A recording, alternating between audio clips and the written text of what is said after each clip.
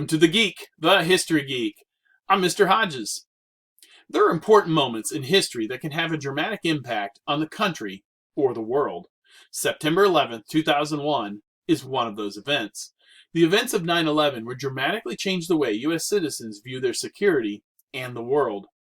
The events of that day have been recorded in memorials, documentaries, films, and even songs by artists such as Bruce Springsteen and Daryl Worley and, well, even Alan Jackson.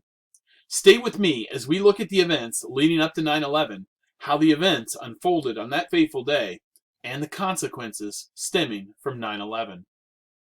At 5:45 a.m. on September 11th, 2001, the first group of terrorists will begin to pass through security screening in Portland, Maine. This first group would board a commuter flight that would take them to Boston Logan Airport, where they would connect to American Airlines Flight 11. Over the next couple of hours, other terrorists would pass through security screening at their airports to board each of their different flights. But what most people don't know is that the origins of their attack started over 8 years earlier. The first attack inside of the U.S. that would have links to 9/11 would take place on February of 1993. Ramzi Yousef would plan, organize, and execute a bombing on the World Trade Center. The 1,200-pound bomb would be delivered by a Ryder truck to the parking garage underneath the World Trade Center. The bomb did detonate successfully and did massive damage. It killed 6 people and injured more than 1,000 when it created a hole that was 200 feet by 100 feet and several stories deep. Luckily, it failed to bring down the tower as was planned. In January of 1995, Ramzi Yousef, with the backing of Khalid Sheikh Mohammed, part of Al-Qaeda, worked on another plan to attack the U.S. This plan would place bombs on 11 American airliners. The plot would fail when the bomb makers would accidentally set fire to the apartment where they were building the bombs. They fled, leaving behind the plans and the partially constructed bombs. The FBI would be called in to investigate. If this attack had been successful, an estimated 4,000 people, mostly Americans, would have lost their lives. One of the men connected to the operation would be captured and would tell the police that Ramzi Yousef had discussed hijacking a commercial aircraft and flying it into CIA headquarters, as well as using small aircraft loaded with explosives to bomb targets in the United States. Ramzi Yousef would be captured in February of 1995. From 1995 through 2000, it had become apparent that Al-Qaeda was a growing threat. The U.S. was reacting to attacks from Somalia to Saudi Arabia to Nairobi, Kenya, and Dar es Salaam, Tanzania. The U.S. would learn a lot about the organization of the terrorist organization Al-Qaeda and would even stop several attacks, including one on Los Angeles International Airport. However, an attack on the U.S. Navy destroyer USS Cole in October of 2000 would be successful. Over the months leading up to 9/11, 20 terrorists with connections to Al-Qaeda would enter the U.S. and begin making preparations for the attack in September. One of these, Zacarias Moussaoui, would be arrested in mid-August.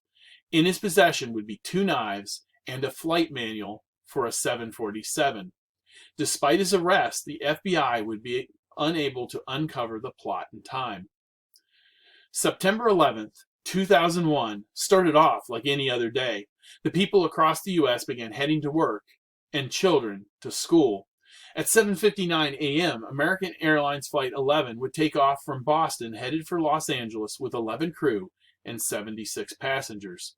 16 minutes later, at 8:15 a.m., United Airlines Flight 175 would take off from Boston, heading to Los Angeles with 9 crew members and 51 passengers.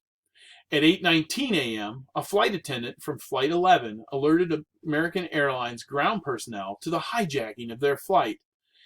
Almost at virtually the same time, at 8:20 a.m., the third plane targeted by the terrorist, American Airlines Flight 77, would take off from Washington, D.C.'s Dulles International Airport, heading to Los Angeles with 6 crew and 53 passengers. The Boston Air Traffic Control Center would alert the U.S. Air Force at 8:37 a.m. to the hijacking of Flight 11 and the process to mobilize 2 Air National Guard jets to identify and to follow the hijacked plane would begin. However, events would begin to rapidly unfold, and the jets would not have an impact on the events of that day. The fourth plane targeted by the terrorists, United Airlines Flight 93, would leave Newark International Airport bound for San Francisco at 8:42 a.m. with 7 crew members and 33 passengers. 4 minutes after the takeoff of the fourth and final plane at 8:46 a.m., American Airlines Flight 11 would hit the North Tower of the World Trade Center in New York City, instantly killing the passengers and crew and hundreds of people inside of the building. Rescue workers, including fire and police, would begin to mobilize, and the evacuation of the North Tower would begin. President Bush, visiting an elementary school in Florida, would be informed at 8:50 a.m. that the North Tower of the World Trade Center had been hit by an airplane. Shortly after, at 9:02 a.m., evacuation of the Twin Towers would begin. Unfortunately, at 9:03 a.m., Flight 175 would crash into the South Tower of the World Trade Center, killing the 51 passengers and 9 crew and many other people in the floors of the South Tower where the plane had hit. President Bush would learn about the crashing of the second plane into the South Tower at 9:05 a.m. The terrorists that had hijacked American Airlines Flight 77 would fly it into the Pentagon at 9:37 a.m., killing the 53 passengers and 6 crew, as well as 125 military and civilian personnel located in the building. It did extensive damage to one side of the Pentagon's building. The Federal Aviation Administration, better known as the FAA, at 9:42 a.m. ordered no civilian flights to be allowed to take off and ordered all planes in the air to proceed to the nearest airports to land. This is the first time in the history that U.S. airspace would be closed. This was done to determine what planes still flying were a potential threat and to prevent any further attacks. Shortly before 10 a.m., a number of calls from Flight 93 alerted authorities that it had been hijacked too. Some of those calls were made by passengers to their families. The passengers were beginning to piece together what was happening across the eastern U.S. The passengers began to hatch a desperate plan to retake the plane and stop it from being used to attack another target. At 9:59 a.m., time seemed to stand still as people watched in horror as the damaged South Tower collapsed, killing more than 800 people, including police and fire responders. Air traffic controllers that had been alerted to the hijacking of Flight 93 would eventually lose radar contact with that airplane around 10:03 a.m. It appears that the plane crashed near the town of Shanksville, PA, during an attempt by the passengers and crew to retake the plane. The 33 passengers and 7 crew died, but saved an untold number of lives. The crash site is only 20 minutes flying time from Washington, D.C. Then at 10:28 a.m., the North Tower of the World Trade Center collapsed, killing more than 1,600 people, including workers in the tower and fire crews battling the flames.